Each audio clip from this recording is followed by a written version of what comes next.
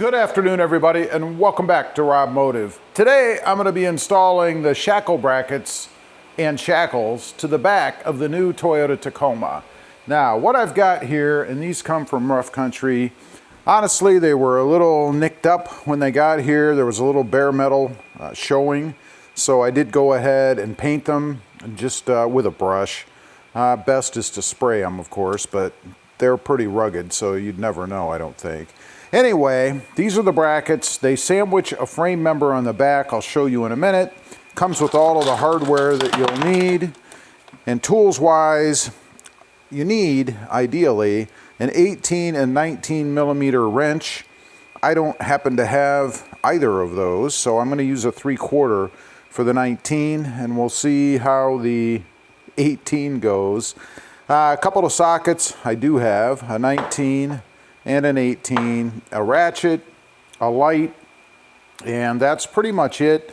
Might be beneficial to use a right angle ratchet, electric, if you happen to have one. I do have one. I'm not sure if there's enough room or not, though, so we'll see if I actually need to use that or not. Anyway, we're going to take the brackets over and get started. Let me show you where they go. Right here on the back, you'll see the jacking point, which I have a cover on, by the way.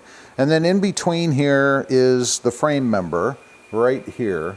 This bracket is going to sandwich that, and then hanging out of it, if you will be the point where we attach the D-rings. And I prefer D-rings as opposed to those straight out kind of towing points that you can get. I just think it's a better look for the truck, a more rugged look.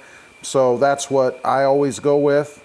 So anyway, there's not going to be a lot of room to show you guys as I'm doing it. So I'm going to go ahead and put the bracket on.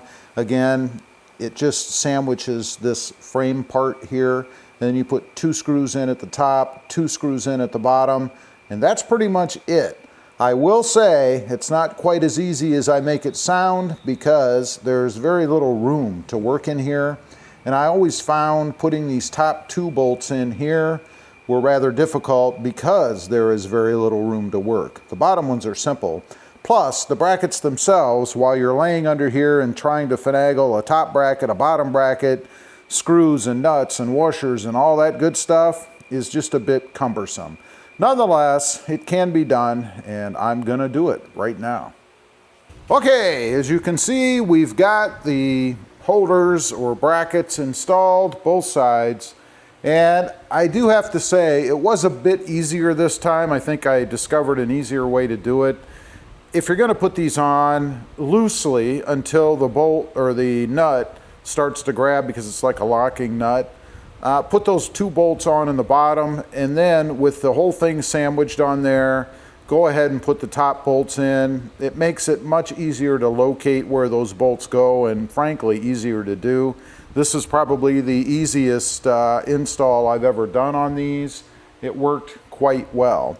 Now, it's time for the fun part, and that is to install the D-rings.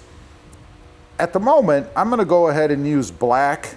I have used red in the past, but frankly, the red that these come in is really more of an orange, at least all the ones I've ever found. And then they fade pretty severely over time, so they're more like almost like a pinkish kind of red, which I really don't care for. So I'm gonna go ahead and use black. And the kit does come with these little spacer type things or whatever that you can use to kind of keep the shackles from bouncing around and making noise. Pretty cool little thing. And then they have a little plastic or rubber, I guess, edge that kind of sits over the bottom to protect the D-ring as well. So let's go ahead, figure out which ones I need, I guess, and then we'll go ahead and put these on. And then lastly, I have a little tip for you to kind of secure these as much as you can from thieves or people that might want to take them off and steal them.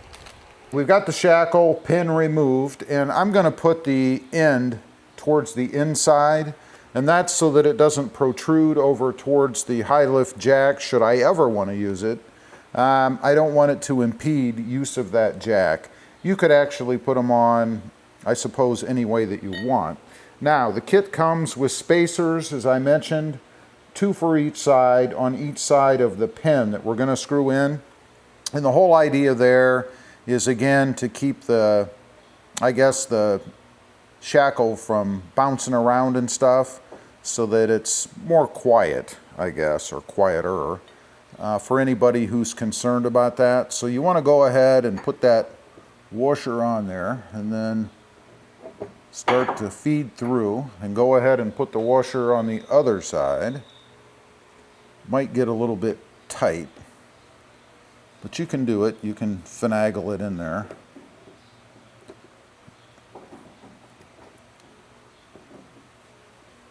Just kind of have to scooch things around. These shackles, it's funny, they never seem to come uniform, if you will. In other words, sometimes they're spread more apart than others, which makes doing something like this a little more difficult because they're not uniform. But you get the idea, right? So I'm going to go ahead and put both sides on, and then I'll show you the finished product and my little security feature. Okay, my little security feature here, it's just a wire. It's actually a keychain technically, but it screws in on the edge, and once it's tight, it's pretty tight. I've had to use tools before to get these off, and they are wire, not plastic. But you just go ahead, stick them through the hole in the pin that you would have just put in, of course. And then you want to go ahead and just tighten them down to itself. And that gives you a little added security for people coming by thinking they can just get these pins out, which, by the way, you'd pretty much have to have a screwdriver to stick in and wedge those if you've tightened them up. So that's probably not likely. But nonetheless, it's good to have on there just as another little added security feature to stop people from doing anything. The last piece of this is to go ahead and place the black little protector or whatever. I don't even know what this is for, really. But anyway, you always get it in these kits these days, so why not go ahead and put it on? I think it would probably get destroyed if you were trying to pull somebody with these tie downs, or these shackles, I guess. Now, here's the finished product. This is what it looks like on the truck. I just think it's a little bit of a meaner look on the truck, plus they are functional. I think they're rated at 10,000 pounds, something like that. But anyway, you would have to check. It could be much higher than that. It's a great project, easy to do. It doesn't cost a ton. The only thing I would recommend is, again, that you put the bottom 2 bolts in first and then the top 2. And secondly, I would give a coat of paint to the brackets themselves before you put them on. Because rough country just doesn't seem to do a good job at that, and it's not the first time I've had it. Anyway, leave a comment, let me know what you think. Again, I much prefer this look as opposed to those towing things that come out of the back. Plus, when you go this route, you don't have to buy an extension for the step if you have it on the back, because you're not impacting the step in any way. Which, by the way, I did just install recently as well.